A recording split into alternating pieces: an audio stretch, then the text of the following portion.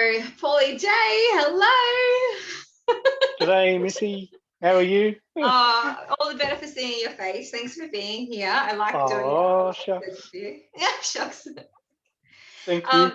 So Likewise. I wanted to touch on a topic today, just a tiny topic. It's no big deal. I just wanted to talk to you about life and death. Just a little topic. Yeah, just the biggest one in the universe. I know, right? The meaning of life. Oh, I like that. Let's go with that. Okay. Life of Brian. What is that a thing? No. What's it called? Monty Python. They have a show called The Meaning of Life, haven't they? Yeah, they do. We'll go watch that. Yeah. No. And then is that when they say no one expects the Spanish Inquisition? It's been a while now since I've seen it. No, it's maybe. not the same one. Maybe. Okay. Yeah, Anyway. yeah. So life and death. I wanted to talk to you about this because this is a very taboo topic that on a human level we don't have a lot of answers to. And it's human nature to wonder about this, to fear this. Sometimes people are really afraid of dying and what's on the other side. This is why religions have lasted as long as they do, to my belief, because there is if you're of a certain belief, then you believe in a certain afterlife, or you don't, for example. So yeah, I know a lot of religions have a certain structure around what their beliefs are, yeah, and it kind of they fill in the gaps depending on what denomination they are. So yeah, can I ask you a question? Sure. What's your earliest memory? What's your earliest memory? In this lifetime? In this lifetime, right? I would have to say that it's as a toddler, not even as a baby. I was sitting on a beach. I don't even know which beach it was, with my grandparents. Too young to go out and swim in the ocean, so they sat with me in the sand. That's my earliest. Yeah, that's lovely. And when you have this memory, what's happening for you in this memory when you recollect it? Do you acknowledge them as your grandparents, or do you acknowledge them as, oh yes, there are people who love me and going to keep me safe? Do you feel good? What do you? As a memory, I have it as two people flanking me that I am safe around, and then I've got the wind I can feel, and the ocean I can hear, but I can't see. But you can just get the feeling, you're not at home. So, you're outside somewhere. So Yeah, that's about it. How old do you think you were? 6 months, 8 months old, something like that. That's super young. Yeah. I mean, I was too young to be walking even, Yeah. That's really young. Okay. Yeah. And then just by chance, years after, I found a photo of that same memory. Yeah. Yeah. So that's amazing. Going through mum and dad. Yeah. Very interesting. I asked you this, so there's a few things I want to go with this. So I've heard through my practices and my spirituality that the younger you are in a lifetime, that you have a memory in a lifetime, the older the soul you are. So so you hear that you're 6 months old in having your first memory. It doesn't mean you have to have your memory consistent from that point. You don't skip a beat, but your first memory gives you an inclination of where you are on the timeline scale, how many lives you've lived and stuff like that. So interesting. I have two first memories. My first memory in my human body for this time was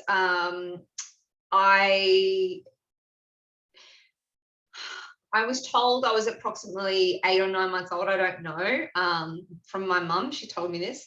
But I have a cousin, Simone, and we would go out to her family's property, and our mums were sisters and all that. And the family was there. They were doing a barbecue, and my cousin Simone, she's quite substantially older than me. She was maybe 16 or 17, and she was holding me, and their family home was on a farm, and they had the sliding door, and then they had an outside bit that was still enclaved. Like, I don't know how to describe it, like almost like a sunroom, or like an enclosed back porch or something. Yes, an enclosed back porch. That's exactly what I'm trying to say. Yep. And we were up there, and she was holding me, and there was a song on the radio. What is it? Don't go thinking about tomorrow. I won't quit my day job. It's okay. But you know that song, and don't. Is that Fleetwood Mac? I don't know. I think it might have been. I think maybe it is. And she was singing, she was holding me, but you know how when you have a baby, you get really expressive, like, oh, yeah. And she was like rocking me to the music on her hip. Yeah. I remember looking up at her like, this is my first memory. Like, this is, wow, that's really cool. And I was like, oh, she's doing this. And it was just very cute.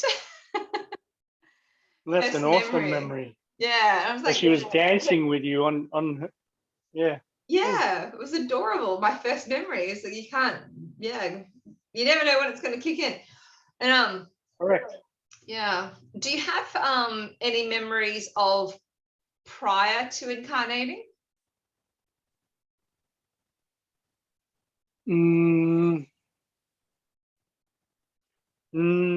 I do dream a bit, and I get, some pictures or some words, or, have some dreams, but when I come to recall them in the morning, they're gone. Yeah, right. And I am in the practice of writing some of them down, but not, obviously not the ones I can't remember, but when I come to recall things, I do get snippets. But yeah, that's about it really for me. How about you? It's pretty interesting. I like that. Yeah. Oh, I can't wait to pull that thread at some point. Yeah, okay. Just like, oh. Yeah. I've written about this in my book. It's actually my intro to my book. I have a memory of I tell my mum this when I was a little girl. We'd go driving with her, and I'm like, and I would tell her things, and I would say, when we first met, when I first met you, and she said, what do you mean when we first met? You're my daughter, what do you mean? And I said, well, you were wearing a pale blue dress. You had that funny haircut, which is a mullet because it was the 80s. You had a mullet. Who didn't have that? Yeah, okay. Even I had one. Did you? Mullet. Oh, well, I need a photo. So it was the 80s, and she was having a mullet. She was in a light blue dress, and she was standing near a clothesline, and she was on like a little path in front of a block of units where had a lattice, like a lattice work there on the side. And I looked at all of this. I can even draw a picture of it so vividly in my mind now, and I can tell you where it was. And she was crying while she was hanging at the washing and the lattice. And I said, yeah, that's when I found you. I knew it was you, and I thought, that's where she is. And I didn't know what I was talking about when I was saying it. I was just recollecting a memory. And she was just really quiet, looking at me like, Mm-hmm. And I'm like, yeah. And you just had a disagreement with Dad, and you were crying outside, and you were hanging out the washing. And she goes, and where were you? And I just said it so flippantly to her, like, I was above you. I was choosing you. Was it hovering above you? And she's like, like, and I'm like, wow. And then 9 months later, I was like born, and she's like, that was 1987. You weren't born yet. I'm like, oh, out. So that is so cool. it's just funny, Wow. like, when does your memory start in this lifetime, and when does your death begin? And just, it's so interesting. Have you had any near-death experiences? Near death. Near death. I guess I've had one or two from off the top of my head, and given some thought, I could probably find more. Being a teenager and loving a bit of fun, we were on the dairy farm, as you know, we've touched on in previous chats. I was learning how to ride a four-wheel motorbike, if you like. There's two things I can do with that. The very first time I rode one, you know, I wasn't shown where the brakes were, and one's on the hand and one's on the foot, right? So I had no idea, though. I just hit the accelerator. I was maybe 10, 11, 12, right? And so on our property, we've got a dirt road around the house block. And I've not gone into the block, I've gone away from the block to the road. And we're in a dairy farm community. So there are milk truck tankers that are, you know, semi and B doubles. Plus there's normal trucks and cars and four-wheel drive. So here I am, not knowing what I'm doing. I've just hit the throttle and I've gone out off the block, straight across the road. Didn't even look, and going at like 20 or 30 Ks. And I've off to the other side of the road and whatever else. So I could have been taken out like that. But someone was watching over me, and it wasn't my time to go. Clearly. Wow. So what happened? Did you go into like a paddock, or how did you stop the motorbike? No, where I grew up, there was like ditches on the side of the roads, drainage channels, sort of irrigation channels. I say drainage. Yeah. It's like a culvert or something like that. We ran into and stopped. So, and then I know my dad and maybe uncles who were around at the time ran across the road and, you know, made sure I was all right, whatever. But yeah. But another time after that, you know, not having rolled a bike or ridden a two-wheeler or anything like that, right? Learning how to turn and steer while traveling.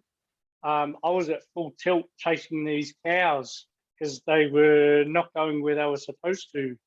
And I think I was in a paddock and I just turned to head them off at full tilt, and eventually the bike rolled. Oh my God. Yeah. So you like jackknifed yourself on a bike. It just turned and threw me off. So yeah, because it was grass, not gravel, it didn't slide, it just gripped and flipped. So yeah, that was another one. And so when you see all these ads on TV about, you know, farm accidents taking lives on tractors and whatever else, and there's another one. I have a younger brother, and he was in control of the tractor while we were on the back, because that's just what would happen, you know. We would go out and feed cows or, you know, just do whatever else. But this time we had to, because it was too boggy to get to this other paddock, we took a different route up to one of the back paddocks, and yeah, he put the foot on the wrong brake, and one stopped you and one stopped one wheel and kept the other one going, so you could do like really like a dolly. Yeah, exactly. That's what he called it. And so anyway, he's done this, but it's taken us down into a drainage channel. It's like 2 tractors deep. Oh my God. And he got it bogged. But if he had have kept going, if he had have stopped it halfway along, it would have flipped and killed us all. But because whether it was his awareness at the time, because he was all motorbike and tractor fun, and you know, he's later in life he's a talented driver. Let's put it that way. But whether it was his awareness from early on is what saved us all, because there was myself, younger cousins, my granddad I think was there. It wasn't just a couple of us. There was a good few. So he would have killed us all if he had have, you know, stopped halfway through and froze and gone, oh, but he had the presence of mind to keep going and get it. So it was, yeah. It was Wow. lucky, very, very lucky. Wow. So, It's really interesting. Have you had a moment where you've so close to having like this experience where you've had these life is flashed before your eyes kind of thing? no, nothing like that. I've been really lucky. I don't know if it's just a safe mechanism, a security mechanism that's inbuilt, but I've never ever been like that close. Yeah. Yeah. Yeah. Yeah. Have you heard of exit points in a lifetime? Have you heard of exit points? I believe that we can have an exit point anytime we like. Not through. This is getting into a bit of depth that I've learned in my journey. So, years ago, we were going through some workshops, and one of them was called a trans healing. Right, it's where you lower your vibration so you can get a passed over soul in, so they can do some healing from their knowledge and their life experience. But you have to lower your vibration so they can come in. Yeah. Right. So essentially, they take over your body. Yeah. So from different teachers, they've all said that you can leave and someone else can come in. I've heard very this. similar. Yeah. Yeah. It's like, you can have a vehicle and then multiple drivers, so you don't have to spend so long growing that, because it's hard to grow a human body. And so if you just have like a little bit of karmic work or a little bit of healing to do, but you don't want to invest an entire lifetime to grow a body, you can all use the same body. This is where sometimes I've heard, sometimes split personalities come in, or someone has a traumatic event and they're like, wow, their personality is completely different because that soul has left and another soul has come in. They have same human memories, but they have a completely different personality because the soul's changing. Is that what you're talking about? Correct. That's what I'm talking about. Yeah. Yep. And I think it happens a lot more than what we give credit for. Yeah. Like you can, even with the upgrades and people growing, I know with you and your guides, we all have our own, and as they grow, we can grow and change, and how we remember things can be different through growing through and having a different perspective on things, I guess.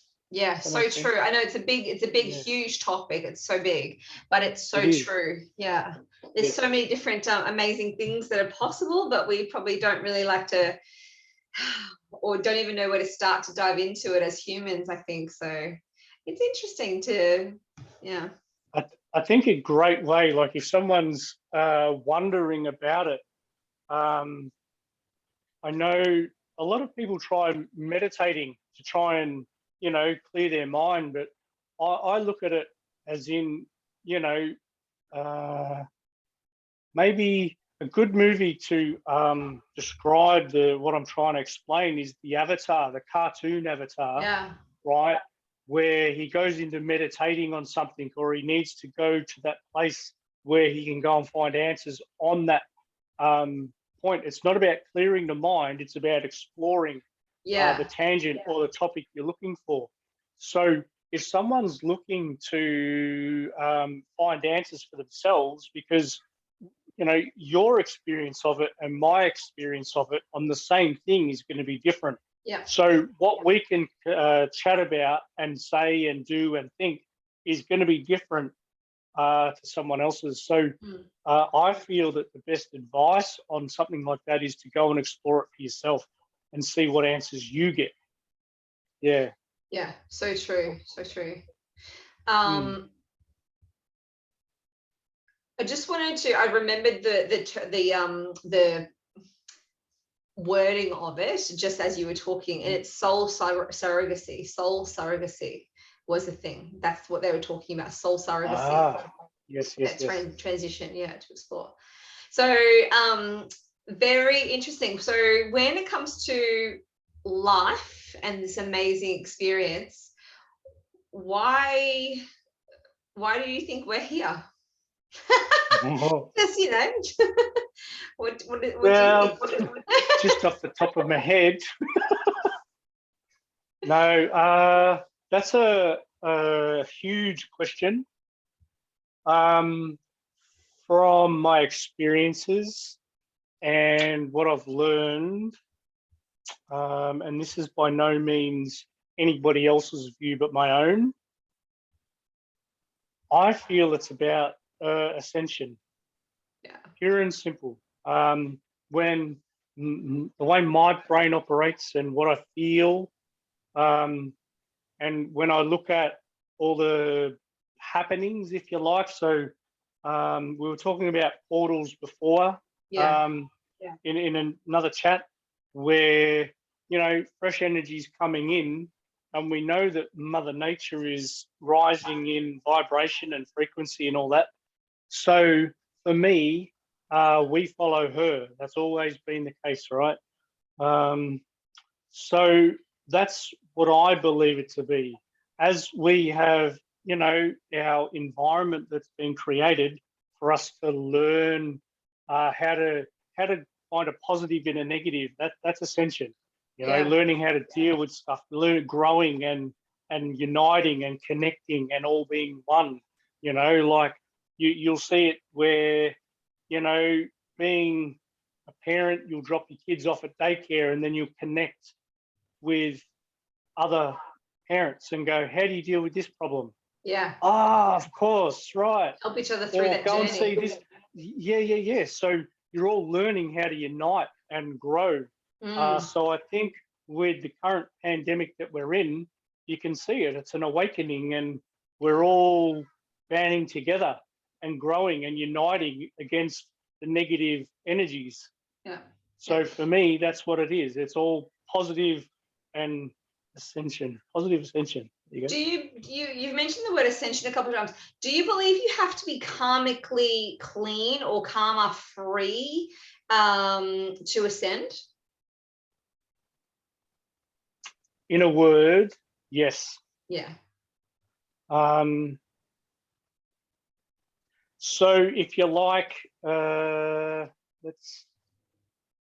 go back to the farm, right? Where I grew up on. If you're out, and I know we did manual hay carting, small squares and large squares and rounds, right? Large rounds. So hay season over here is like November. So summer, it gets hot. Basically, what you want to refresh in is the clean water. You don't want to go and jump in the not so clean water because you'll stay dirty. Yeah, that's right. But you want to refreshen up and you want to stay clean and you want to rehydrate. Yeah. So you're not going to go and drink a dirty water. No. Yeah. So for me, that's that's it basically. Yeah. You got to be clean to be able to move to the next level. Yeah, become lighter in your energy and your karmic debt, and then get higher and higher. And then the aim is to ascend to a point, and that ascension is coming to collectively move together to be one, right? Which we already are, but we just come to that realization. Is that what you mean? That is what I mean. And so in this lifetime, we can do that because we now, not that the skills haven't always been there, but they're more readily available, and B, not shunned upon like they were centuries ago. Yeah, it's very taboo. You could be burned at the stake for being a witch, right? Good or bad. So now there's energy healers like ourselves and countless others, right? So we can go back over past lifetimes and heal those in the now, so that we can move forward. Yeah. So that's so true. My guides have taught me how to do that. Yeah.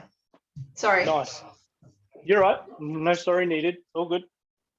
So for me, that's what's going on now. So we definitely do not need to take any of yesterday with us Yeah. going into tomorrow. Yeah. Does that make sense? Yeah, it totally does. Yeah. Because all we're going to do is pollute tomorrow with yesterday. Yeah. Yep. Yeah. I like that. When I was younger, I think I was maybe 20, 21.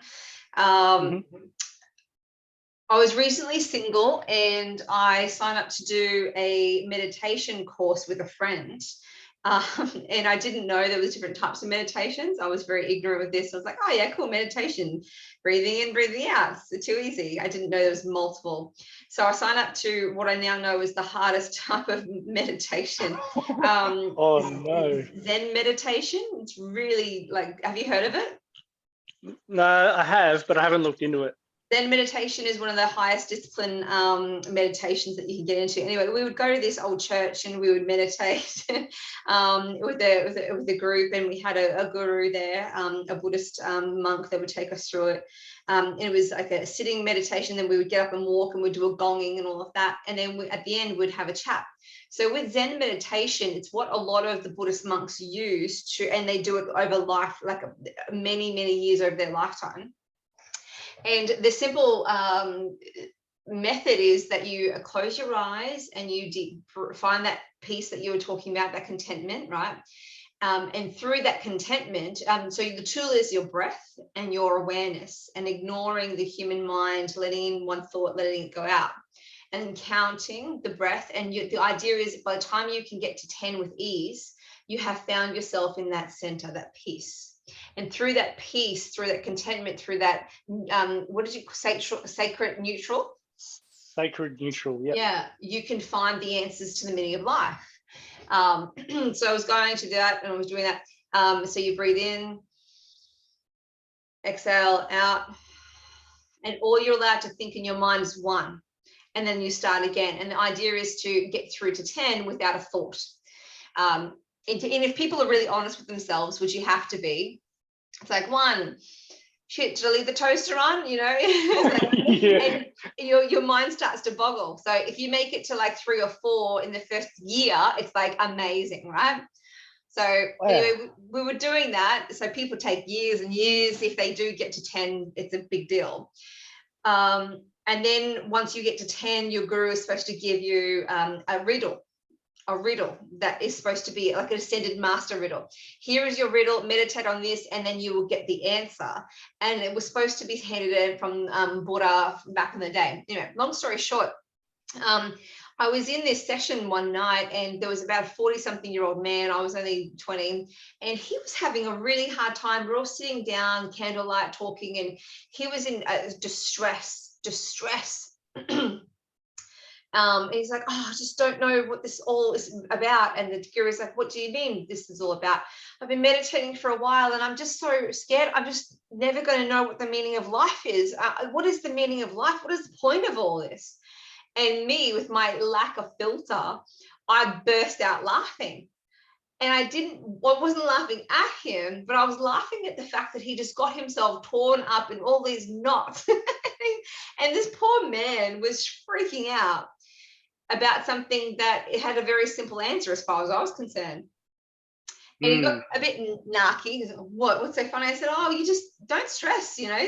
The meaning of life's really simple. He goes, oh, well, I suppose you know what the meaning of life is. I said, yeah, it is. I do.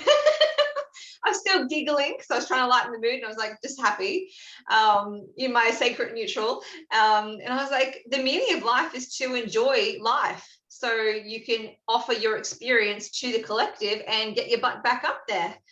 And he just looked at me like, it's not that simple. I'm like, it is that simple. We as humans just complicate the shit out of it.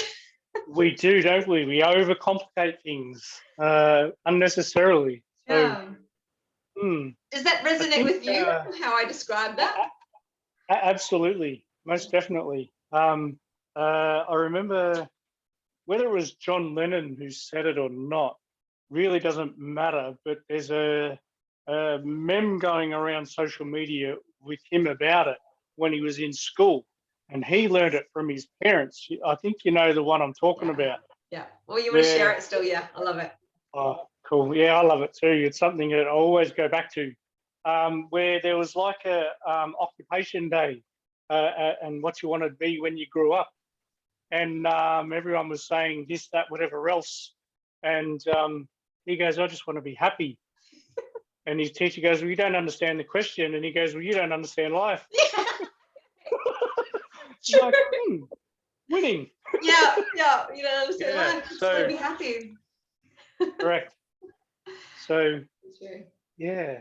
I love that. And I think as we're on life and death, like if you've had a happy life, death's not going to matter. It's so true. It's nothing to fear. Is live. So my mum gave me this gift, which she's quite disgusted that I have a tattoo. She's quite appalled. But it's because of her I have this tattoo, right? But I got this tattoo with a bird on it. Because when I was little, she used to say to my sister and I, carpe diem, carpe diem. This was her motto for us. Live in, so it's Latin, and she got it from Dead Poet Society. It's seize the day, carpe diem, go out. And she would say it with such zest and passion in her face. She would just, and you could feel it. You could, carpe diem, today is a gift, go and get it, make it your own. I'd be like, yeah, I'd get really geared up for the day as a little kid. And my sister would be like, yeah, okay, bye. And I'm like, yeah, okay.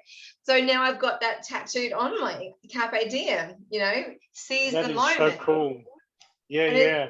Because death is nothing to fear when you've kicked life's ass or Correct, you've embraced correct. it. Yeah.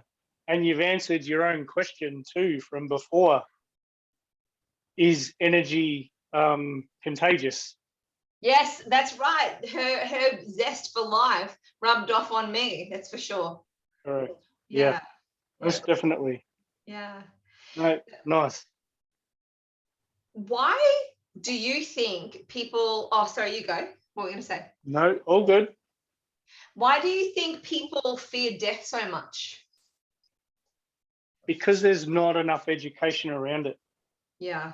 It's that simple. Like as humans and the education that we're given, there's just not enough education around it to understand it. We fear what we don't know, and we kill it because we're scared of it.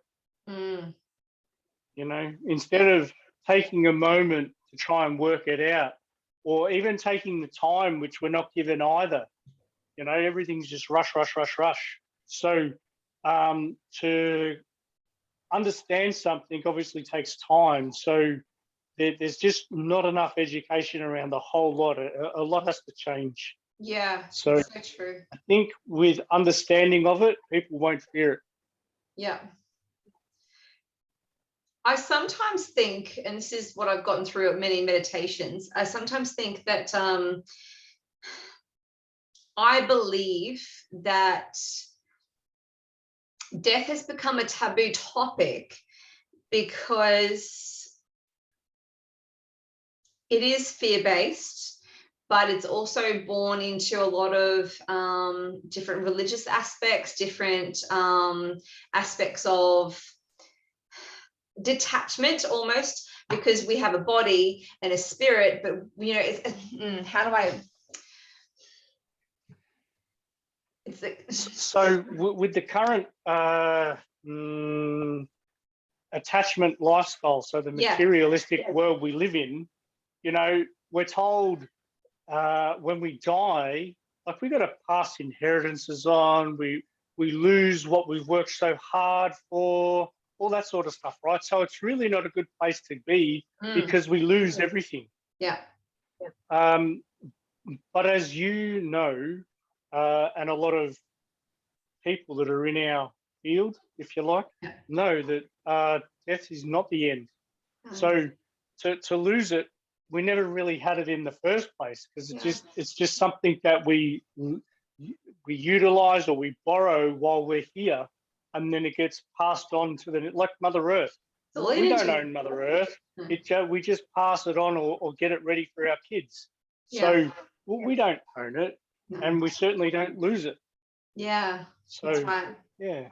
And I think that the cultures around, and the religions, the cultures, the societies around the world in history and in current times, the ones who don't fear death are the ones who have a higher belief and understanding on that exact thing, that you just change your vibration. You just lose the meat sack, that you will, but you're still around. So, you know, there was, you know, do we go to heaven? Do we do this? Do we do that? Or do we just pass and then we're, you know, worm food? So some people say, very, yeah, still going back to the earth. But the cultures that kind of embrace that transition from humanity to spirituality, like American Indian cultures, if you will, they have ceremonies around passings, and they release the soul back up into the ethers, and they believe that you can revisit in dreams, and, you know, yeah. Correct.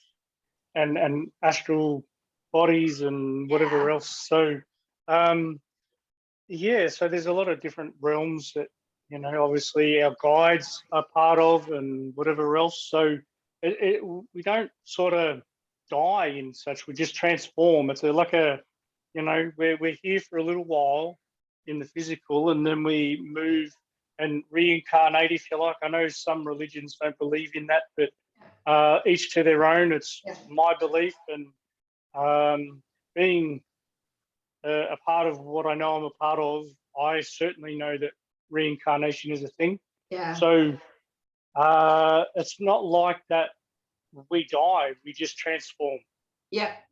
That's true. So when I talk to people about this through my sessions and my workshops, I try and explain it like there is when you drive your car, your vehicle, you hop out of your vehicle, are you still you? Because the car, you're not in the car anymore, you're still you're just not in the vehicle. So it's like you're getting out of the body that you are using to live this experience, to go on this journey, but because you get out of the car, you just don't have a car anymore, but you're still you. So you're the soul, you're the spirit, you're that entity. Correct. You're the one that's driving the car. That's right. You're the the driver. Yeah. It's very interesting. I find we were talking about it a little while ago. I say we, some clients and myself, and I was, you're aware that I had an exit point, so a near-death experience.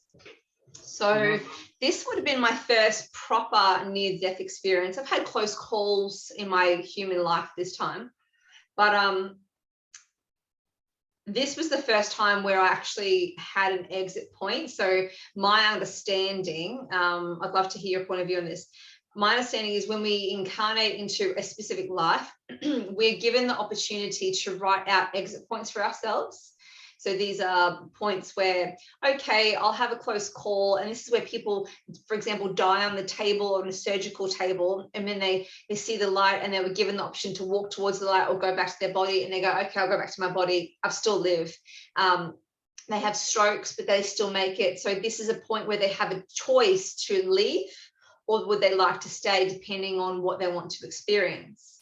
So I'm told that we get 3 exit points as a maximum. Okay, so I was given an exit point recently and had a major head injury, ended up in the emergency room. It's a funny story how that happened, because I ended up doing readings for the nurses. Wow.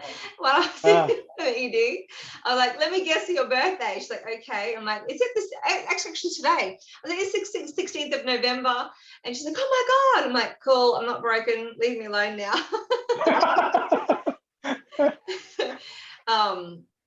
So we have exit points, and when I had the head trauma, I was knocked unconscious and I was in the ocean, and I'm glad I didn't breathe in the ocean, because I would have, you know, had a lung for the water. And I smacked my head and I instantly went out, and I was in the ocean, and I had this, and I knew consciously what was happening. I'm like, oh, okay, well, this is how it ends. This is the end of my ride. And I felt what you refer to, I would imagine, was that sacred neutral. I didn't fear, I wasn't happy, I was just so freaking calm. And the only thought that went through my head was my son. And I was like, thank God I did my will 2 weeks ago. And then I saw a light. It was all dark, and then I saw a light at the very, like a pinprick of a light, like a tunnel. And I saw a tiny little light, and I was like, okay. And I consciously thought, should I go there? And they said, only if you want to, but we don't think it's your time. And I thought, oh, okay, I'm really calm right now. I think I'd like to hang on to this calm. Because it's addictive, that euphoria that when you pass, I'm told, and what I've been told. And then I heard a voice in my right ear saying, come back to me, which was a friend of mine who has a connection with me. Anyway, so I heard that voice, and I woke up and I lifted, and I was like, oh, I'm in the ocean. Well, I better get the hell out of the ocean because there's sharks in here. And then I obviously continued to live.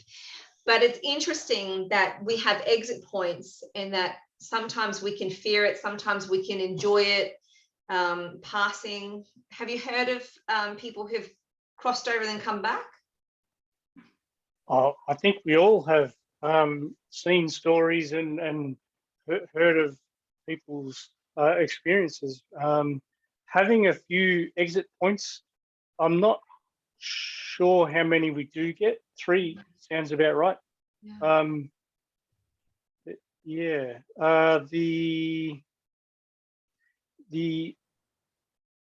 My views on it are we do get a choice, most definitely. So what I know,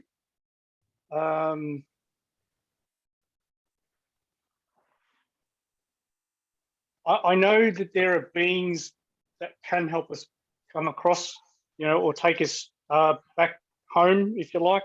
Yeah. I guess in my culture we call it home. So with that, we do have a choice. We can, like you've said, I can either go to the light, or I can, someone called you back. Yeah. So we do get that choice, I believe. How many? Yeah, 3 I've heard. That's a lot of trauma, though, to come back from, I guess, if you like, depending on. Yeah.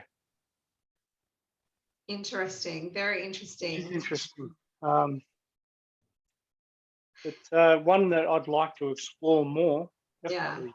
Yeah. Have you ever had any experiences where you've been visited by a spirit who has recently passed, has recently crossed over? Yes. Yeah. Yes. Okay. So I can elaborate a little, but I can't elaborate too much for privacy reasons.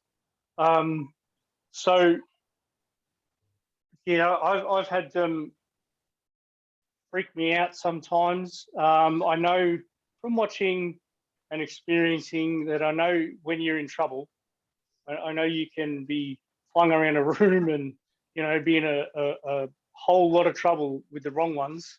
But with the right ones, they're very, very peaceful, and they can be past loved ones that have just come back to say hello or watch over you, and there's a lot of misconception around it.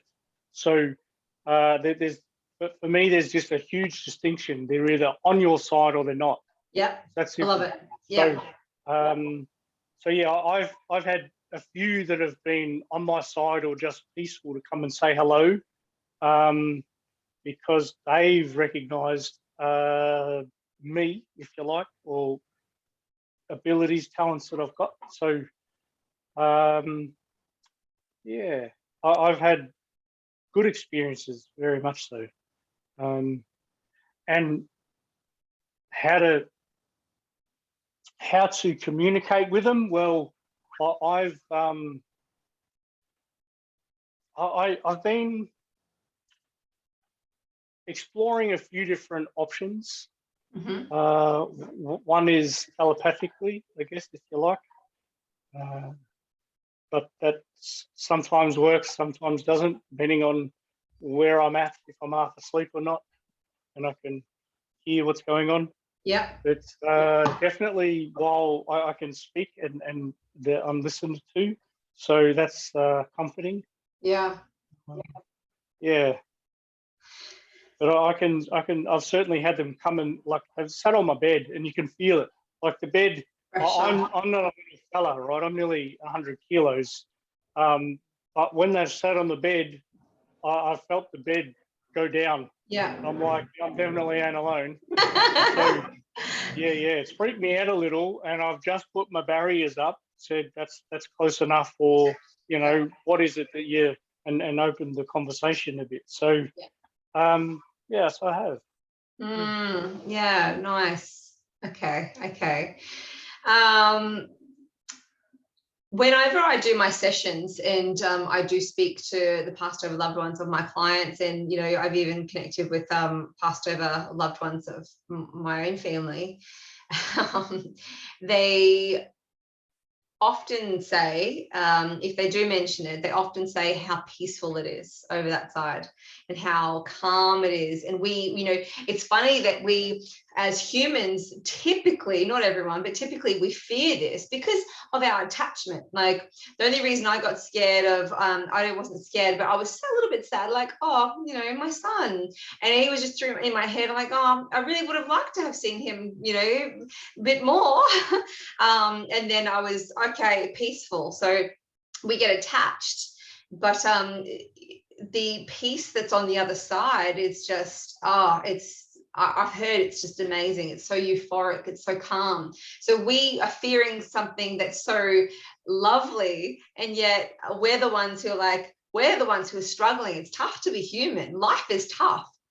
I don't think the transition is very tough. I think that living is tough, and that's why it's such a gift to master it. My understanding, and what I feel is right, is yes, the energetic or spirit world is of a higher realm, if you like. Yeah. So where we have all these limitations and outside pressures of the world we live in, they don't exist. They're gone.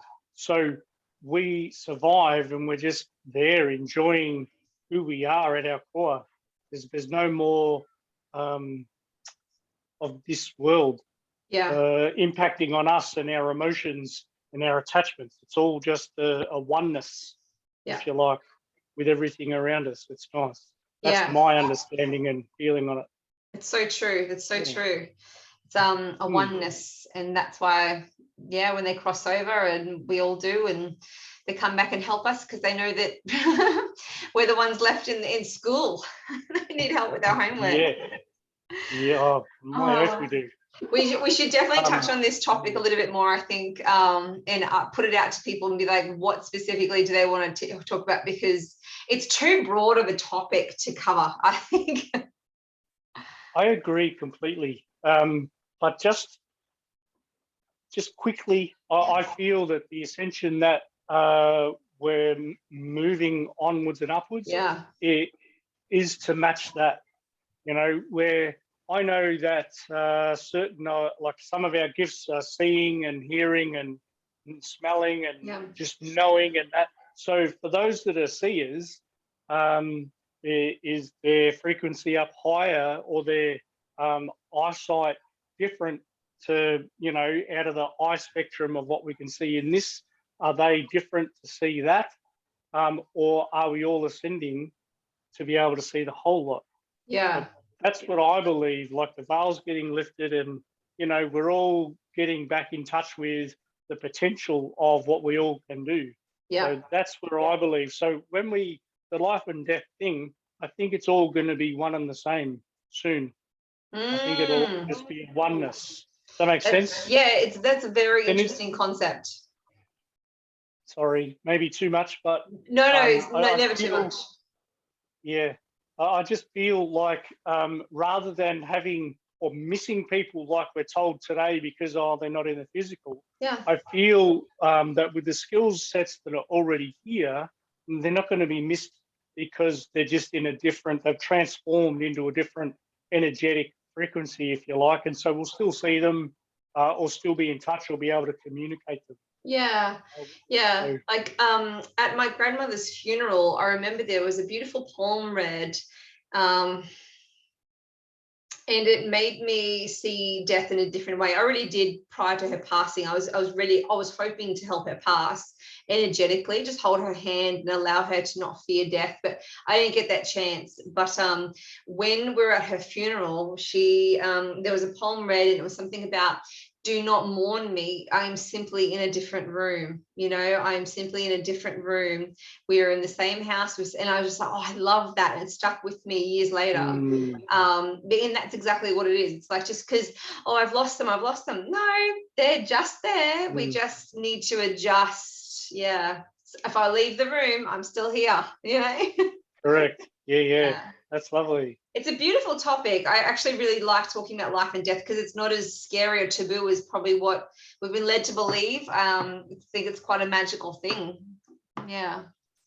I agree with you. There's so much scope for so many perspectives and so much thought and whatever else to come into the conversation. Yeah.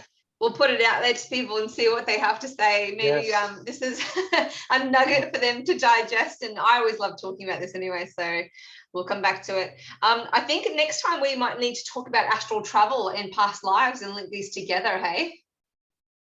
Sounds like a plan. Yay. All right. Well, thank you so much for being with me, PaulyJ. I really appreciate your time and your energy. Thank you so much. Thank you, Missy. Love you. Love you. Bye. Bye.